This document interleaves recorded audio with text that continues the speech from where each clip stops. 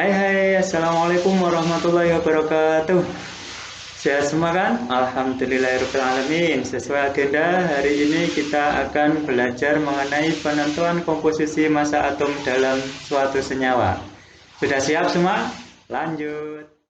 Oke, inilah materi kita hari ini. Sebelumnya coba kalian perhatikan gambar berikut.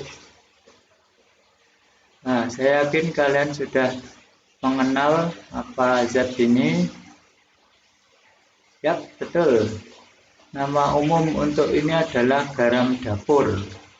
Rumus molekulnya adalah NaCl, di mana dalam satu molekul atau satu senyawa NaCl itu terdiri dari satu atom Na dan juga satu atom Cl. Nah, sekarang untuk gambar yang kedua, apa namanya? Ya, gula. Ada yang tahu rumus molekul dari gula ini?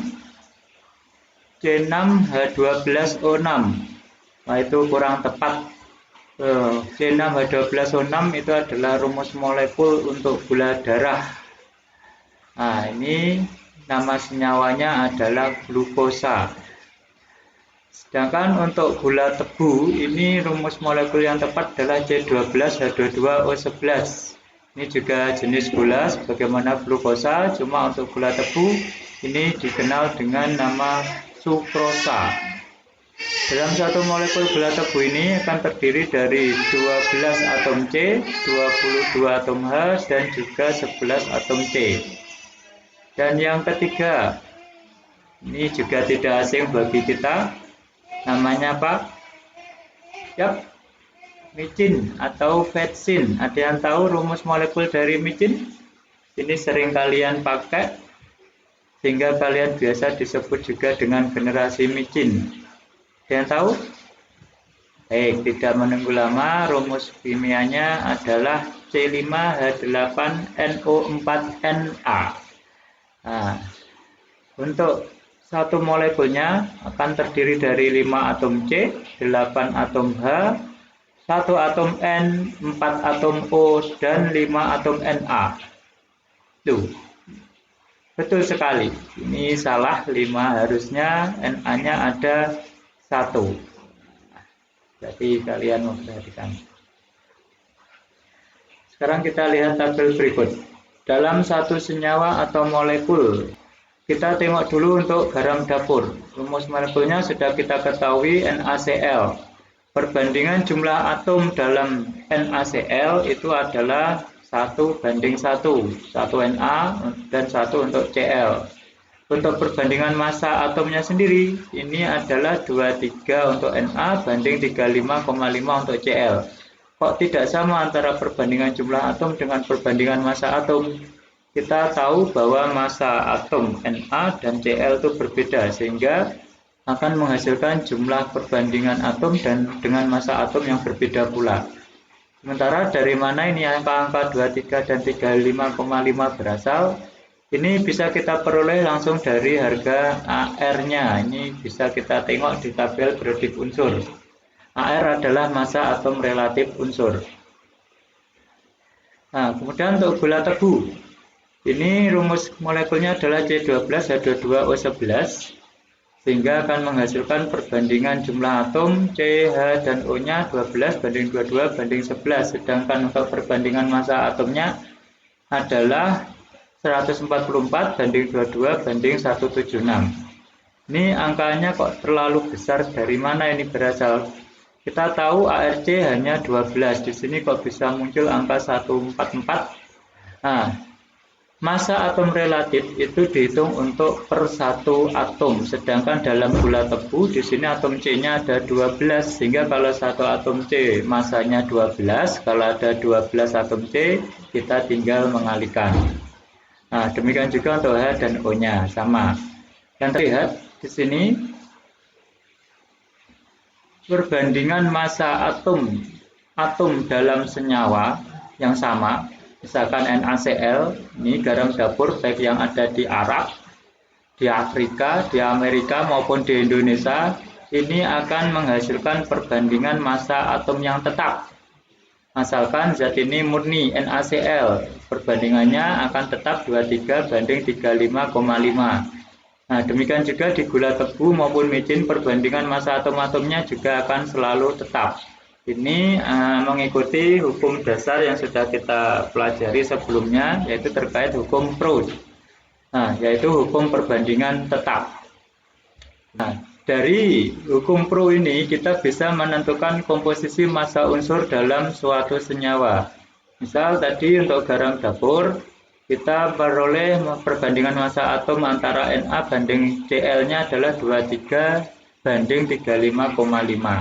Kalau kita anggap semua senyawa ini bermassa 100 gram, kita bisa mencari masing-masing komposisi dari massa atom-atom penyusun dari senyawa ini. Misal untuk garam dapur, dalam 100 gram NaCl, maka massa Na-nya akan bisa kita hitung dengan seperti ini.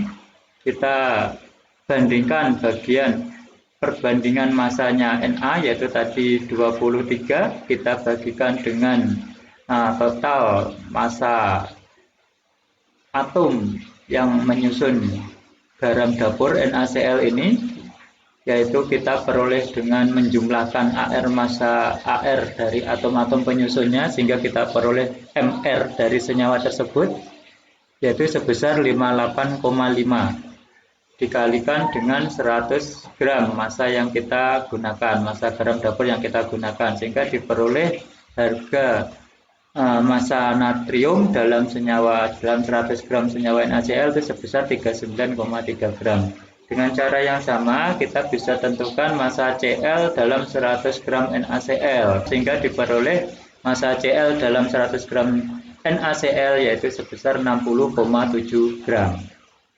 Demikian juga kita bisa gunakan model perhitungan ini untuk menentukan komposisi massa masing-masing atom penyusun dalam gula tebu. Coba kalian hitung untuk micin. Sudah ketemu? Oke, kita cocokkan. Bagus sekali.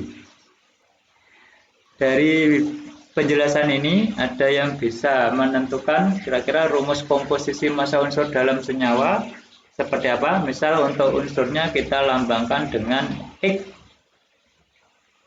Betul, Ar X. Kita bagikan dengan Mr senyawa, kemudian dikalikan dengan massa senyawa. Tapi jangan lupa, ini tidak cukup kalau hanya dengan ARX, di mana ini kalau hanya ARX ini diasumsikan hanya satu atom X, padahal dalam senyawa jumlah atom dalam suatu senyawa penyusun itu tidak selalu sama dengan satu. Jadi perlu kita kalikan dengan indeks. Ini yang menandakan jumlah atom dalam suatu senyawa.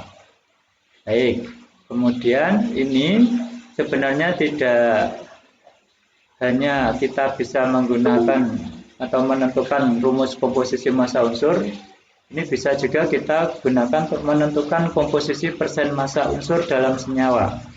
Nah, kalau kita menggunakan komposisi persen massa unsur dalam senyawa, ada modifikasi sedikit dalam rumusannya, di mana massa unsur kita gantikan dengan persen. Sedangkan massa senyawa ini kita ganti dengan 100%. Kita lanjutkan ke contoh soal. Ini misal kita punya 4 gram senyawa besi 3 sulfat. Ada yang tahu rumus kimia atau rumus molekul dari besi 3 sulfat?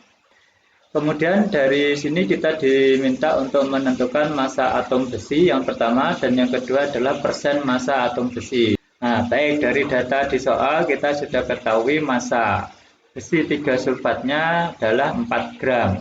Nah, dari sini nanti kita lanjutkan untuk menentukan Mr dari Fe2SO4 3 kali. Nah, Mr suatu senyawa itu merupakan jumlah Ar masing-masing atom penyusunnya. Sehingga diperoleh secara keseluruhan setelah kita masukkan data Ar masing-masing unsur penyusun yaitu sebesar 400. Nah, ditanya dari soal adalah massa Fe dan yang kedua adalah persen massa Fe. Nah, untuk Yang pertama, bisa kita gunakan rumus yang sudah kita temukan sebelumnya. Kita masukkan data yang sudah kita peroleh, sehingga kita peroleh massa besi dalam 4 gram besi 3 sulfat adalah sebanyak 1,12 gram. Lanjut untuk pertanyaan yang kedua, ini bisa kita peroleh dari rumus persentase massa, sehingga setelah kita masukkan angkanya diperoleh adalah persentase massa besi dalam senyawa besi sulfat adalah sebesar 28%. Bagaimana? Ada yang ditanyakan? Bagus. Nah, kalau sudah paham, silakan nanti kalian diskusikan ini soal dengan teman-teman kalian di rumah. Baiklah, cukup sekian pertemuan kita hari ini. Semoga perjumpaan kita yang singkat ini membawa manfaat. Saya akhiri, wassalamualaikum warahmatullahi wabarakatuh.